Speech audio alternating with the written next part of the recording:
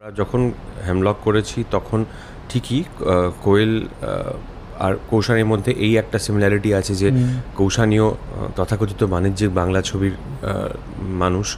Hemlock যখন দাঁড়িয়ে আমরা করেছিলাম সেই সময়কার বা তার আগের 10 বছরের বাণিজ্যিক বাংলা ছবি আর আমরা যে সময় দাঁড়িয়ে কিল বিল সোসাইটি করছি তার আগের 10 বছরের বাণিজ্যিক বাংলা ছবির মধ্যে একটা আকাশ পাতাল ফারাক আছে। বাইরে না মানে পাঁচিলের ওপর দিয়ে মানে কোয়েলকে দেখার জন্য একটা কি বলবো মানে একটা হাজারখানেক লোকের একটা ভিড় তৈরি হয়েছিল আর কি, যেখান থেকে আমরা ওকে ইয়ার্কি মারতাম ওর সঙ্গে। আমি আছি টলি কুইন আজও টলি কুইন বলি আমি কোয়েলকে। ওই 100% লাভ বলে ছবিটা জাস্ট বেরিয়েছিল, তো আমরা ওই নাচের স্টেপটা করতাম ইত্যাদি আর কি, ওই জামার ভিতরে হাত ঢুকিয়ে কি একটা, তো ওটা করতাম মজা করে। তো মানে বাণিজ্যিক বাংলা ছবি সেই সময় একটা অন্য জায়গায় ছিল। আনফর্চুনেটলি কৌশানী সেই শোনার সময়টা পাইনি আর কি।